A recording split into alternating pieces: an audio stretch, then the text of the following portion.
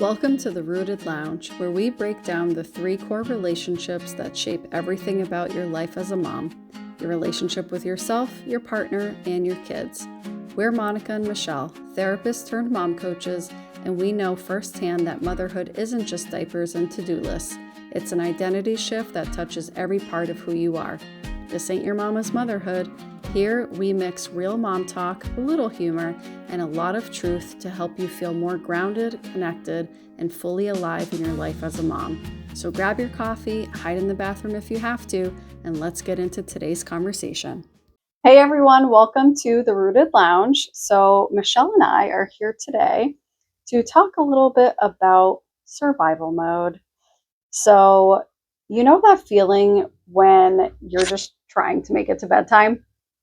Yeah, all too well, right? Yeah, all too well. Which, sometimes I feel like I feel a little guilty for saying that, but we're human, and I think we all go through those things that sometimes we're just like, I just gotta go to sleep. I just need my time. I need my time. So yeah, I mean, survival mode is real. We've all been there, maybe a little too much here and there. And today we are going to be talking about what it really feels like and how to know that you're in it. So one thing actually to start us off that I would love to have you guys reflect on is to think about, like, are you just surviving, like just getting by day to day, or are you actually living? You know how people say, like, oh, like I don't want to survive, I want to thrive, or like, are you surviving, or all that stuff. I feel like that language is very kind of common these days, but instead of like the thriving piece, because like, yes, we all want to thrive, but maybe that's just not realistic for where we are in a certain phase of life. So maybe to think a little bit more about, like, are you actually living?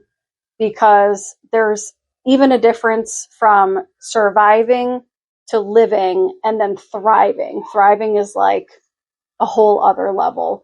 So yeah, just to think a little bit about, like, am I surviving or am I actually living?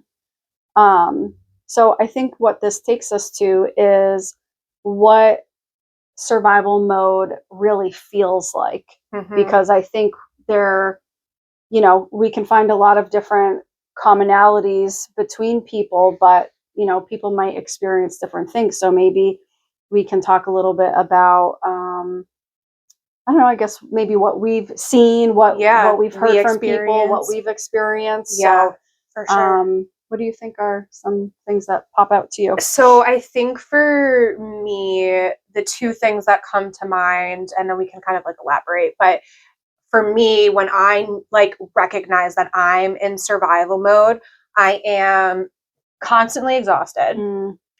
Even when I get, a good 8 hours of sleep, or just enough sleep, or what you would think would be enough sleep. Yeah. And I just like am so almost like the sense of like chronic fatigue. Like I just like can't keep going. Yeah.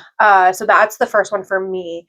And then the next one, when I know that I'm in survival mode, I get really, really irritable. Same. Like that's probably like the number one. Yeah. Is that I get really snappy. I'm like not able to like keep that at bay. And obviously that comes with a whole lot of other symptoms, but those are probably the 2 for me: the constant exhaustion and then the irritability that I know is kind of like, all right, like I'm in the survival mode place. Yeah, for sure. Same. Those 2 are my big kind of warning signs. And I think, maybe to like elaborate too on some of those a little bit more is, I think feeling like, I don't know, one example comes to mind where if I'm really irritable and really snappy, it's like my brain starts to pick up on all the things that are out of place, that are cluttered, that, need to be cleaned or whatever. And it's like how I flood my brain and myself with just all of these things that really don't matter in the grand scheme of things. Yep. But also that it's just this like go, go, go. Yeah. Like I'm piling more stuff onto my plate that just doesn't need to be there. Yeah, for sure. For sure. So yeah, this like just living in the go, like no time to breathe, no time to just sit and relax. It's like there's just more that needs to be done. Also, to add on to that, I find that irritability, like I get irritable and upset and frustrated about things that wouldn't normally irritate me. Yes. Or just kind of escalate my emotions. Like even if it is internal, like even if it's like not out to everybody else or I'm externalizing it to other people, that's another part of the irritability that I notice. Like, okay, like this wouldn't normally bother me. And if it did, I could like let it go pretty easily. And if I'm just like holding on to that, I'm like, all right, like something's off. Yeah. No, that's a really good distinction there for sure. Yeah. Yeah. And I think like also too, it can get to a point where, because if you are really self-aware, then you start like kind of beating yourself up. You're like, why the hell am I acting like this? Like, God, I'm so, you know, this or that, or even sometimes going into the mindset of like feeling really guilty for acting that way. Feeling guilty for like not being more positive, not being grateful enough. You know, any of those kind of things. Yeah, definitely. And that kind of showing up more consistently. Yeah. Some other ones, like feeling really disconnected, maybe from your own self-awareness, like not really knowing, you know, why you're feeling the way that you are. And obviously, you know, kind of more internal things, feeling disconnected from your partner and definitely feeling disconnected from your kids. Yeah, for sure. And to, you know, add on to that, to be more specific too, is like, okay, so what does that actually look like when you're not being connected to yourself and others around you? I think the ones for like your kids is, you know, you keep putting them off. If they're calling your name, you're like, yeah, hold on, I'll get there. And then you never get there. You know, you're so much more focused on all the logistical, tangible things that you have to get done, and not like, oh, I can just put this on hold for a second so I can go play with my kids. Like you're playing with your kids, but you're thinking about your to-do list that's, you know, 10 miles long. Or maybe like, you know, I don't know, your husband, your partner, like walks in the door, or, you know, they're, I don't know, just around you, and you like don't even notice that they're there maybe, or maybe you do, but barely acknowledge them, or, you know, that sort of thing. It's just like being so, I guess, like out of touch with your surroundings, really. Yeah, for sure. And then one of the last ones for me that comes to mind is the fact that our bodies and our nervous system were so not meant to be in this constant state of alertness. And so we have this ability to be in autopilot and in survival mode, and we don't even recognize that we're there. And I think because we've gotten so used to being there, and it's kind of become a norm, which it is not the norm. No. But our bodies hold on to that. And there's such a huge difference between like acute stress and chronic stress. And this autopilot survival mode that we all have felt in motherhood absolutely can turn into chronic stress. And then our bodies just don't know what to do with that, you know? And so every little thing is just going to build and build and build and build. And like, we are meant to be at a more grounded level, and having those spikes, obviously, of acute stress, right? Because obviously we're not going to go through a whole motherhood without being stressed. Like there is good stress. I mean, we wouldn't be human if we didn't have stress. But that's another piece of it that I do want to emphasize, is that there are moments where you are still going to be in survival mode. I mean, Monica and I talk about this all the time. Like, we still get there, but the biggest point that I want to drive home is recognizing when you're feeling that way, and then being able to do something and getting yourself out of it. Yeah. But also, like I said, like recognizing that you're even in it to be able to do something about it. Because if we're not recognizing it, or we recognize it and then we're just like, it'll pass, like it'll go away. Yeah. Like I promise you it won't go away. Yeah. And I think I want to go back to what you said about how there's good stress, because believe it or not, like there is stress, anxiety, even survival mode, being kind of stuck in this fight or flight. It serves a purpose. It serves a function. So we're designed in that way. Yes. Our nervous system is designed to put us on that alert. Yeah. And it's to let us know that it's almost like those, yellow flashing lights, like slow down, like something's up here, be careful, be cautious, and kind of like be alert, like have your wits about you here. Yeah, for sure. And we don't recognize that, one, that's natural, that's okay to be there, but two, we're not meant to hang out there. No. And our bodies actually don't hang out there either. This made me think of training I went to a while ago, and it was kind of talking about the difference between being in that state of fight or flight and it serving the purpose. And it was like 20 minutes. Like our body releases I think it's the cortisol, and I think it's like endorphins or whatever. It's only 20 minutes. And then what actually is lasting is like the chronicness of it, that our bodies actually, like, we think that we stay in it, but chemically we actually don't, which was like super interesting, because you're right, 20 minutes, like that's literally all it, I'm going to say that lightly, like should be. Yeah. Because our bodies stop producing that amount of chemicals to tell us something is really wrong, but then our body holds on to it. Yeah. So I think it shows up in a lot of different ways, and it's so powerful for us to actually understand the way that the system is designed, and it's not to work against us. It's designed to work for us and with us, and the better we are able to understand it, we can actually take back the control. Yeah. Because I think for a lot of people is they don't understand it, so they feel so out of control, and they feel like, well, I don't have a say or a part in this, so I'm just gonna like let this do its thing.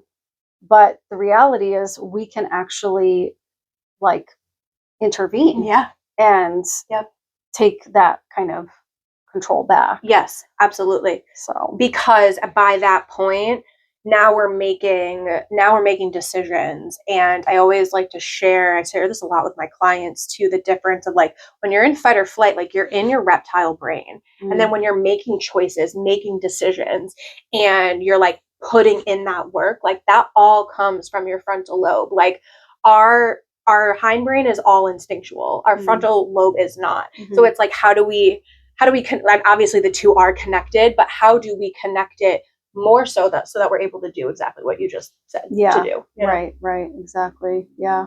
Because our bodies hold on to everything. Everything. Yeah.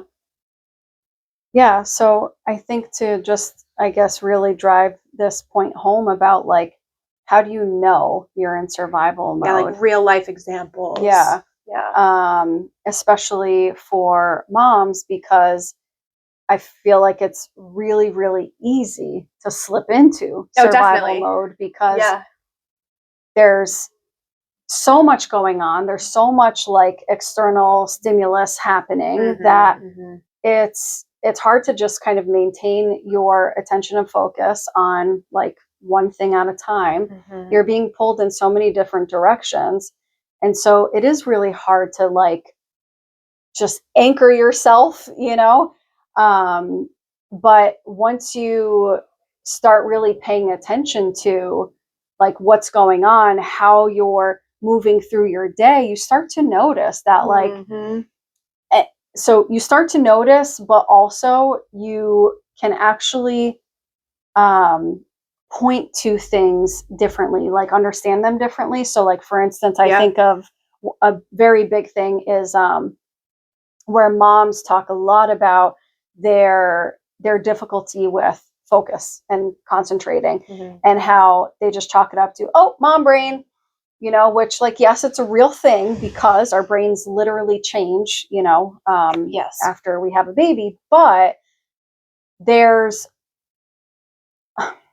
only so much that you can, only so far that you can use that as a crutch. Yeah. Like, or as a reason to, like, it can't always be write off, like, yes, it can't always be an excuse. Because I'm totally guilty of it. Like, I'm like, sure. oh, mom brain, and it's just like, oh, everybody understands that, when in reality, like, I could be better at X, Y, and Z. Yeah, like, there's actually things that we can do about that. Yeah, but, exactly. So, like, that's one thing, is, like, I think people think, oh, just mom brain, but, like, maybe it's not, maybe you are having a really hard time, like, remembering things specifically around, like, when was the last time I ate, like, a well-balanced meal? When was the last time I drank water? When was the last time I washed my hair?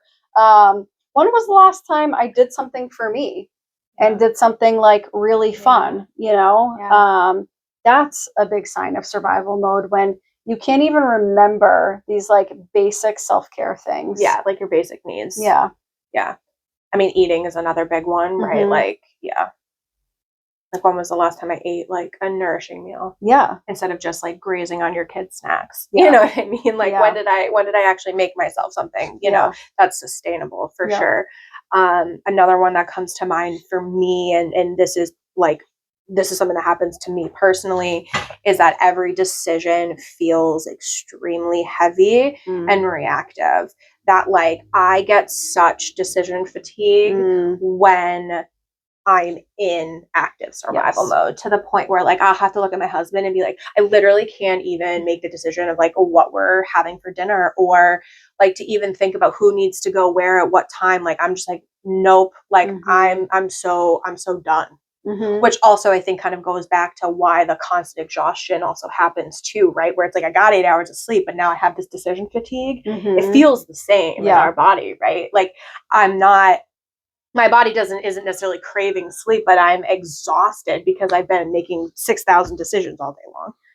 Well, yeah, because there's there's the difference between physical exhaustion, mental, emotional, for sure, exhaustion. So there's definitely a distinction with that stuff. But yeah, and so I think, like we already talked about, the irritability, feeling anxious, maybe feeling, like, a little numbed out too, where you are just, like, maybe any downtime that you do have, you're just, like, scrolling on your phone, you're I don't know, just, like, getting lost in doing things that, like, are not important, or like, you find yourself putting off the things that kind of need to get done and are a priority, and losing yourself in, all these other things. Yeah, like, more like mindless activities. Yeah. Scrolling, mindless eating, right? Like, we can kind of get into those types of habits that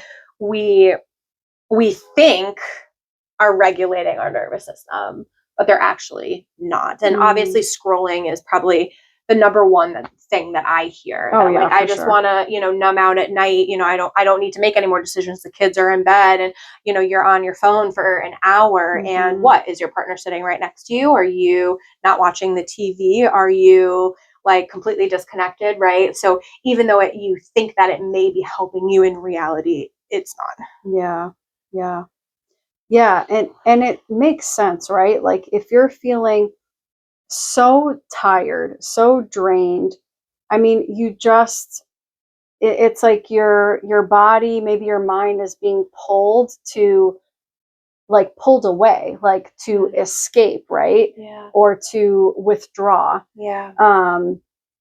And don't get me wrong, that serves a purpose. Definitely. And I think if you're doing that very deliberately, then by all means, like, go do it. Like, oh, you know what? I actually recently gave this example to someone of, like, If you're watching TV on the couch and you notice that your eyes are getting heavy, maybe you notice that you actually just like faded off and fell asleep. People typically interpret that as like, I'm tired, I'm going to go to bed. Mm-hmm. And it's like, we're talking about the same thing here, where I'm mentally drained, I have this decision fatigue, I'm checked out, I don't want anyone to talk to me or touch me or come near That's me. a good one. It's like, these are signs that we need to do something. So just like my eyes are heavy, I'm dozing off when I'm trying to watch something, okay, that equals go to bed. Yeah. Whereas this equals, you need to do things to try to ground yourself. You need to check in with yourself. You need to reconnect with your body, to reconnect with other people. What are some other examples of things to do, like when to get out of survival mode, like when you are noticing these warning signs? I mean, you said connection with other people, but like asking for help, taking the load off, whatever, physically, mentally, emotionally, doing things that are more intentional. Like, I'm going to use social media as an example, but like, if you're like, I do just want to watch these videos, like, set yourself a timer so that it's a little bit more intentional. Yeah, and then you're like, okay, like I'm able to like ground myself in this way, because again, it can serve a purpose, but we don't tend to do it for 10 minutes, 15 minutes. Like we do it for an extended period of time, then you don't know where time goes, right? Yeah, like that's because you don't give yourself that limit. Yes, exactly. Yeah. But that's like for anything. I mean, any of these kind of like realistic, smaller shifts to help get out of it, like we don't want them to end up being like the end all be all. Like we want it to be more fluid. We want there to be a time limit, right? Like we don't want, because I mean, a lot of these things, like you're like, okay, I have to do this. Like it can turn into something a little bit more mental too, and we don't want that either, right? Like exercising, like, okay, you want to go and exercise, but we can also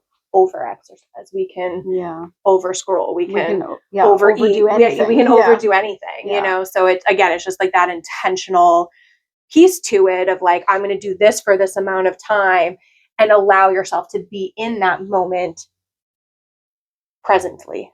You know what I mean? Yeah, for sure.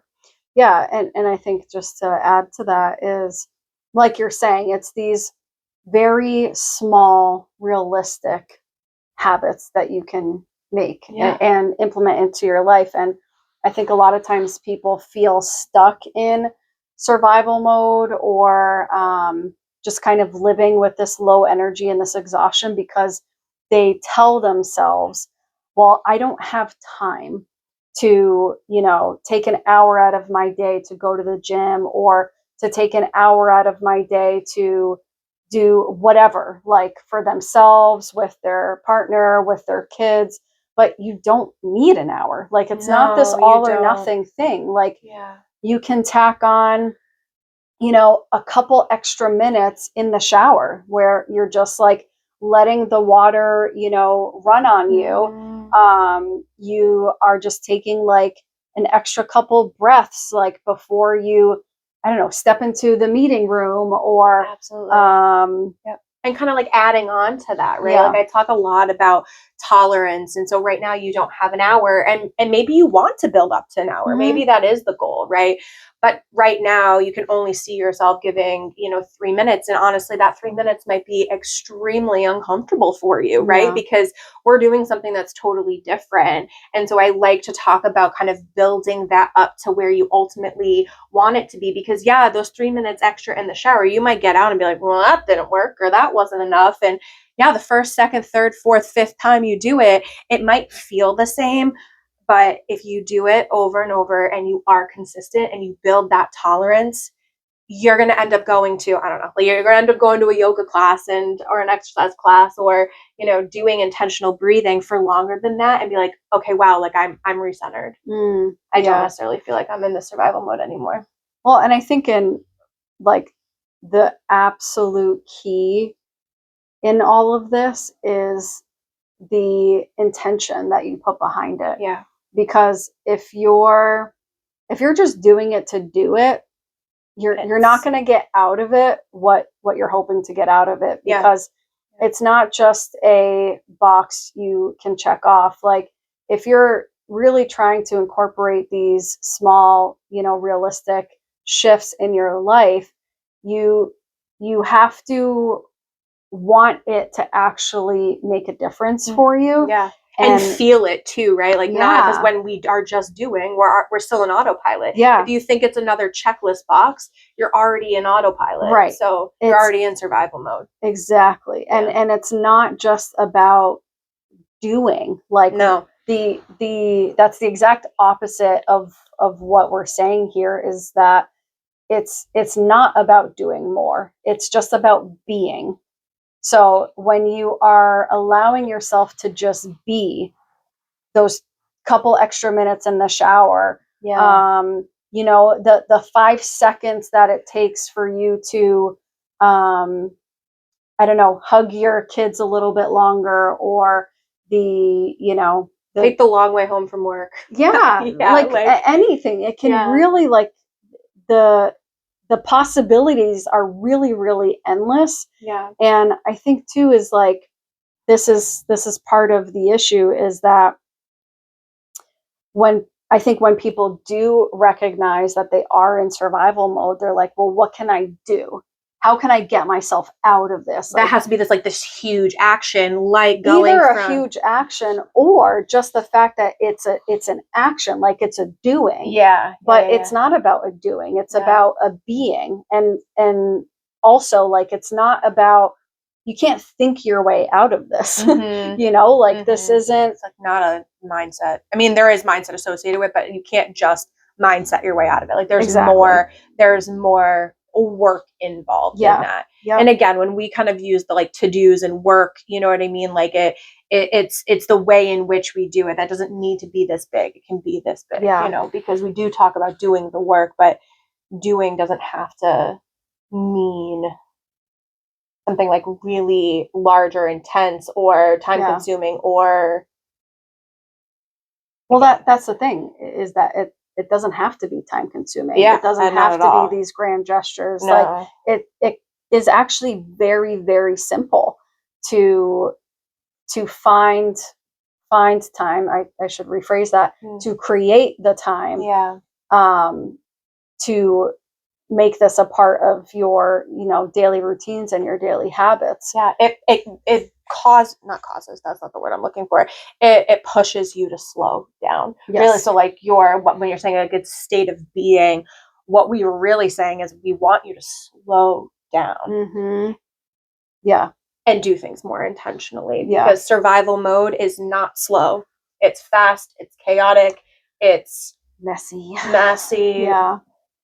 distressing. I mean, kind of all of those words. But when you slow down, although very uncomfortable, especially for us moms who know what survival mode feels like, slowing down is going to feel quite terrible at first, because you're like, I shouldn't be doing this. And it's because you're not used to it. Because absolutely. There's all these things too around, like, all of the expectations of like what we should be doing and all that sort of thing, which I'm sure that's for another episode. But I think really the message that we want to drive home here is this is exactly why Michelle and I created the Rooted Motherhood philosophy, because they're the 3 core relationships: the relationship with ourselves, the relationship with our partner, and the relationship with our kids. If we find ways to make these small, realistic, connections and these touch points, I guess, within each of those, like, you are going to see a drastic change. And it might not come all at once. It might be gradual, but you will start to see that it helps to restore kind of the harmony of life. You won't feel like you're on autopilot anymore. And you'll just feel a lot more grounded and rooted in your life. And that is our goal. And the times that you do get there, you feel confident in yourself that you'll get out. Yeah, very, very good point. So we just want to encourage all of you, and I feel like sometimes we even need this reminder that like you don't have to stay there. You Yeah. don't have to stay in survival mode. You don't have to stay in autopilot. And there's ways in which you can get out of it, and you deserve to feel safe and supported and alive and connected within those three relationships, you know, as much as possible. Yeah. No, for sure. Such a good point. And really what we're all about. I Yeah, mean, that definitely. is our whole thing. Yeah, totally. So, well, I think that's it for us for today. So thank you so much for joining us today. Be sure to find us on Instagram at beyond.being.mamas. And we'll see you again soon. See ya.